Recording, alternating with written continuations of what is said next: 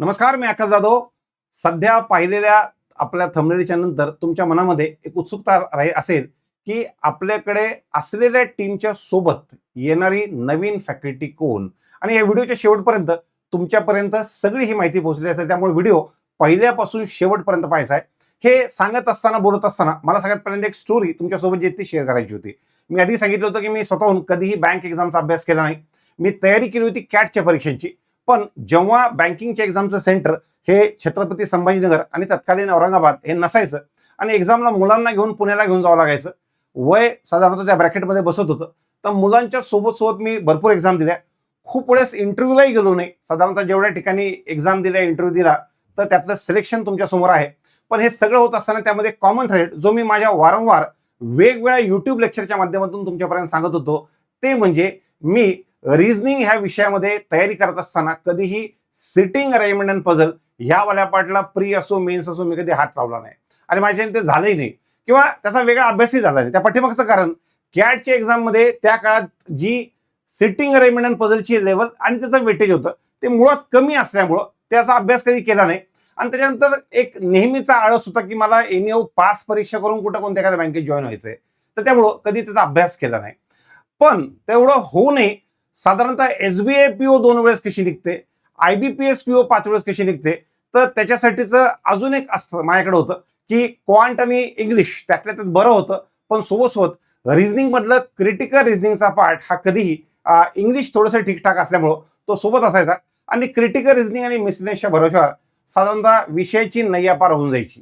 त्याच्यानंतर 2017 त्याच्यानंतर एक्झामची difficulty level वाढत गेली आणि हळूहळू बँकिंगच्या आयबीपीएसच्या एक्झाम या कळत नकळतपणे कॅटच्या लेवलला ज्या त्या टच करायला लागल्या.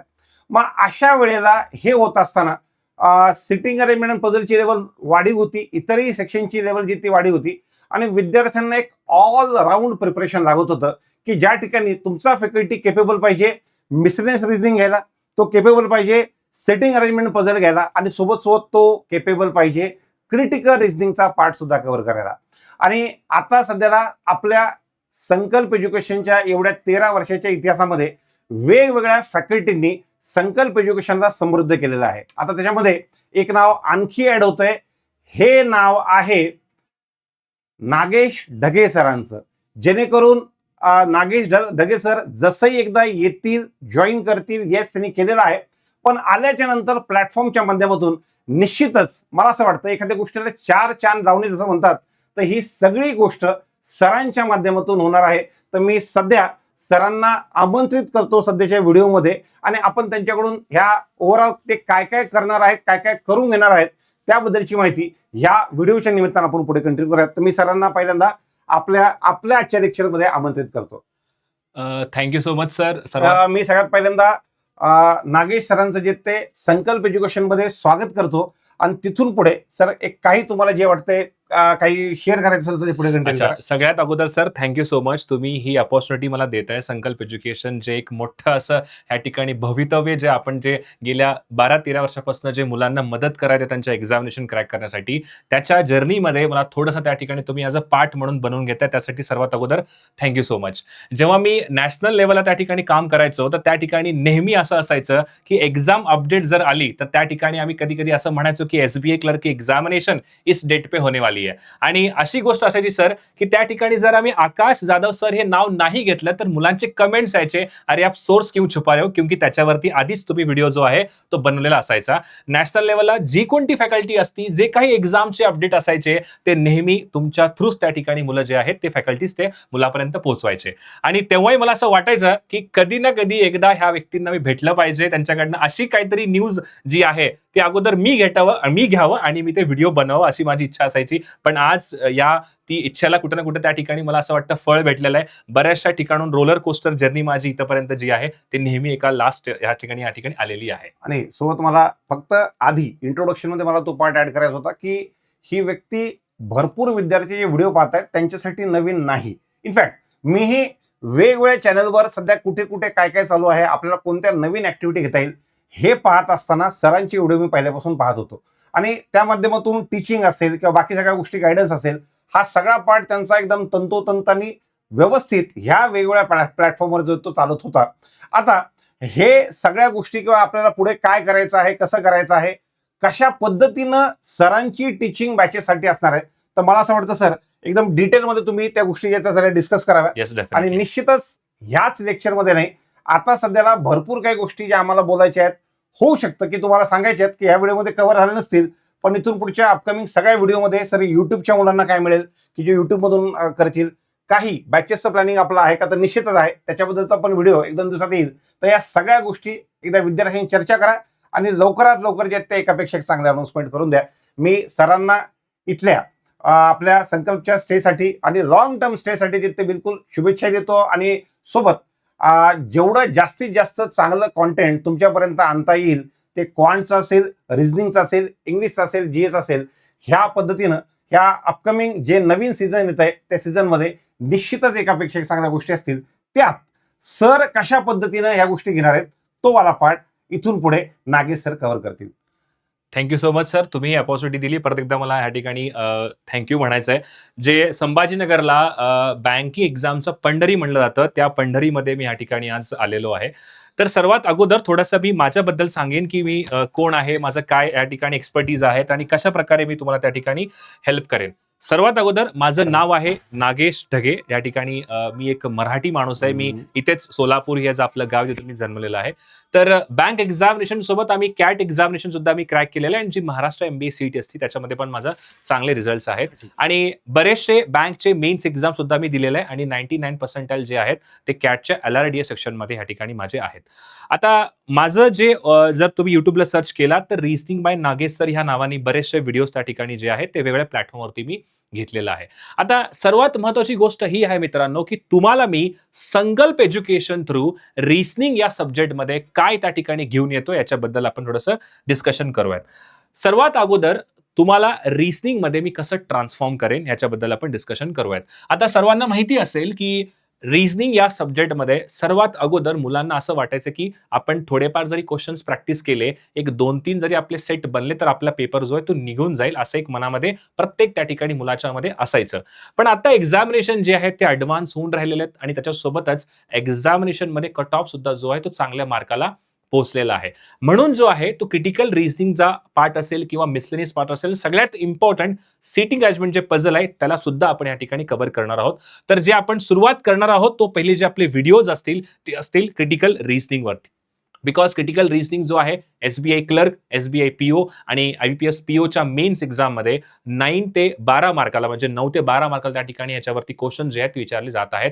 म्हणून आपण येत्या 2 दिवसामध्ये क्रिटिकल रिझनिंगची एक चांगली मॅरेथॉन जो आहे तो संध्याकाळच्या वेळेस आपण ह्या YouTube प्लॅटफॉर्मवरती घेऊन येतो आहेत. तर सर्वात पहिल्यांदा क्रिटिकल रिझनिंगमध्ये कसं विचार करायचं, कसं आपलं थिंकिंग ॲबिलिटी इम्प्रूव्ह करायची याच्याबद्दल आपण त्या ठिकाणी जो डिस्कशन करणार आहोत.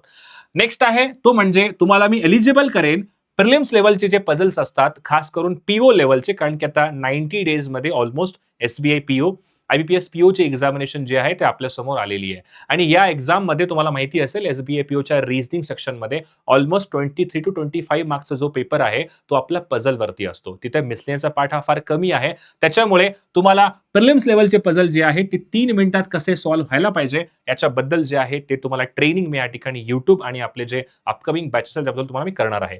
सगळ्यात इम्पॉर्टंट मेन्स लेवल जे पझल आहे ते तुम्हाला 8 मिनिटात कसं बनता आलं पाहिजे, कसं आपल्याला त्या ठिकाणी तो जो कोड आहे तो कसा क्रॅक करायला पाहिजे याच्याबद्दल आपण डिस्कशन या ठिकाणी येत्या व्हिडिओजमध्ये जे आहे ते करणार आहोत. आणि सर्वात इम्पॉर्टंट जो मिसलेनियस रिझनिंग आहे, जो आपल्या खास करून जो महाराष्ट्रामध्ये जे विद्यार्थ्यांना त्या ठिकाणी टीचिंग मिळतं मिसलेनियस रिझनिंग वरती, ते अगोदर मिळतं ट्रिक वरती, नंतर ते लॉजिकच्या पाठीमागे आहे. तर असं आपलं टीचिंग नाहीये. अगोदर तुम्हाला मी लॉजिक सांगेन, कसा तुमचा लॉजिक इनपुट आउटपुट असेल, कोडिंग डिकोडिंग असेल जे मेन्स लेवलला येतं, त्याच्यामध्ये आधी लॉजिक कसं काढायचं आणि नंतर तुम्हाला कसं ट्रिक पर्यंत जायचं हे तुम्हाला मी शिकवणार आहे. आता दुसरं एक इम्पॉर्टंट गोष्ट अशी आहे मित्रांनो, की एक्झामिनेशन जेव्हा तुम्ही प्रिपरेशन करत असताना तर लॉजिकल रिझनिंग एका टाइममध्ये तुमचं परफेक्ट होऊन जाईल. पण सर त्याच्यानंतरही आम्हाला गायडन्सची महत्वाची जी आहे ती गरज असते खास करून. तर जसं तुमचं प्रिपरेशन एका लेवलला आलं, एखाद तुमचे प्री निघू लागले, एखाद तुमचा मेन्स निघला, त्याच्यानंतरनं तुम्हाला गायडन्स म्हणजे मेंटरशिप हे फार इम्पॉर्टंट असणार आहे. तर आपण तुम्हाला संकल्प एज्युकेशन या प्लॅटफॉर्म थ्रू जे तुमचं मॉकचे अनालिसिस असेल, मी या ठिकाणी लाईव्ह मॉक त्या ठिकाणी सॉल्व्ह करून दाखवणार आहे. आणि असं नाही की लाईव्ह मॉक फक्त मी एका गाईडलीचं लावलेलं आहे किंवा कुठलेही जे प्लॅटफॉर्मचे मॉक टेस्ट आपण अप्लाय करतो तसं नाहीये. तुमच्या समोर 4 ते 5 प्लॅटफॉर्म असेल आणि तुम्ही जे एक्झामिनेशन म्हणताल त्या एक्झामिनेशनचं मॉक मी लावून दाखवणार आहे. असं नाही की ती 20 मॉक टेस्ट त्याच्यामधला नंबर सिलेक्ट करा. नो. जे एक्झाम तुम्ही म्हणताल, ज्या प्लॅटफॉर्मची तुम्हाला मॉक टेस्ट माझ्याकडून सॉल्व्ह करून घ्यायचे ते मॉक टेस्ट तुम्हाला मी लाईव्हमध्ये प्री असतील किंवा मेन्स असेल त्याचं तुम्हाला त्या ठिकाणी मी गाईडन्स देणार आहे लाईव्ह सॉल्व्ह करून. आणि सगळ्यात महत्त्वाचं त्याचं अनालिसिस म्हणजे तुम्ही कुठं मिस्टेक करताय, अगोदर पझलला उचलायला पाहिजे का अगोदर क्रिटिकल रिझनिंग उचलायला पाहिजे, आधी इनपुट आउटपुटला टॅकल केलं पाहिजे का कोडिंग रेकॉर्डिंग टॅकल केलं पाहिजे, या अनालिसिस सुद्धा त्या ठिकाणी मी तुम्हाला करून देणार आहे. दुसरी इम्पॉर्टंट गोष्ट आहे ते म्हणजे अटेम्प्ट स्ट्रॅटेजी. कधी-कधी असं होतं की काही एक्झामिनेशन अटेम्प्ट जे आहेत ते जास्त डिमांड करतात. काही एक्झामिनेशन हे स्मार्ट अटेम्प्ट डिमांड करतात. मग याच्याबद्दल पण आपलं डिस्कशन जो आहे ते YouTube व्हिडिओच्या थ्रू असेल किंवा वेगवेगळ्या आपल्या जे काही माध्यम आहेत त्याच्यातून तुम्हाला मी गाईड करेन. तिसरं इम्पॉर्टंट आहे ते म्हणजे मेंटरशिप. जसं मी तुम्हाला आता सांगितलं होतं, एका सर्टन वेळेनंतर तुमचे क्वेश्चन्स बनतात, पण तुम्हाला एक मध्ये असा फेज येतो प्रत्येक एक्झामिनेशनमध्ये, की त्या ठिकाणी एक्झाम तयारी करायची थोडीशी इच्छा नाही राहत, मॉकमध्ये स्कोर कमी येतंय. मग तेव्हा कुठं ना कुठं तुम्हाला एक माझ्याकडून पर्सनल टच असेल किंवा एखादा नाही मी आहे, तू कर, तुला काय अडचण आहे, ते मी तुझं सगळं सांगून ऐकून घेतोय, असं मेंटरशिप करणारा फॅकल्टी जो आहे, तो तुम्हाला जास्त गरजेचा आहे आणि ते तुम्हाला काम मी जे आहे थ्रूआउट एक्झामिनेशनच्या पलीकडे सुद्धा त्या ठिकाणी मी तुम्हाला मेंटरशिपद्वारे ती पूर्णपणे करेन. आणि शेवटचं आहे ते म्हणजे काउन्सिलिंग सपोर्ट. जसं मी आता म्हणलं होतं, की कसं फोकस्ड राहायचं, कसं कन्सिस्टंट राहायचं. एखादा विद्यार्थी त्या ठिकाणी जॉब करतोय, मग त्या विद्यार्थ्याचं काय टाईम टेबल असलं पाहिजे. एखादा विद्यार्थी म्हणतो, "सर मला रात्री अभ्यास करायचा आहे." रात्रीचे टाईम टेबल काय असलं पाहिजे. कोणते व्हिडिओज त्या ठिकाणी पाहिलं पाहिजे. फक्त लॉजिकल रिझनिंगमध्येच नाही, तर क्वांट असेल, रिझनिंगच्या व्यतिरिक्त जे आपलं इंग्लिश आहे, जीए आहे, कशा प्रकारे त्या ठिकाणी अभ्यास केलं पाहिजे याची प्रॉपर काउन्सिलिंग तुम्हाला मी या आपल्या संकल्प एज्युकेशनच्या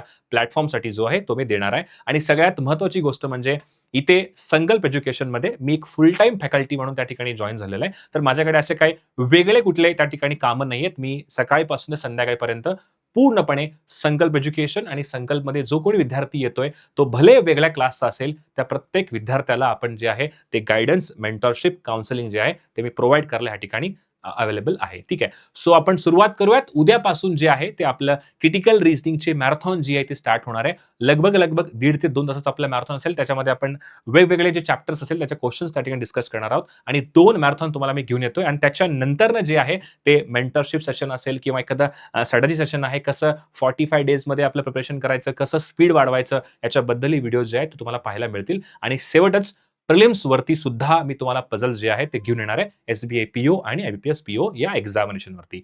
आता सर्वात महत्त्वाची गोष्ट, तुम्हाला हा व्हिडिओ कसा वाटला त्यासाठी नक्कीच खाली कमेंट करून सांगा. आणि या संकल्पच्या परिवारामध्ये मी तुमचंही सर्वांचं स्वागत करतोय. एक चांगलं पॉझिटिव्ह एन्व्हायर्नमेंट आपण क्रिएट करता येतं आणि इथं हा एकच आमचा एम आहे, की तुमचे एक्झामचे जे सिलेक्शन्स आहेत ते मॅक्सिमम आणि कमी वेळात व्हायला पाहिजे. याचंच आपलं जे आहे ते मोटो असणार आहे. तर भेटूयात आपल्या नवीन व्हिडिओमध्ये. तब तक पढाई करते रहिए. Thank you so much. Bye bye. Take care.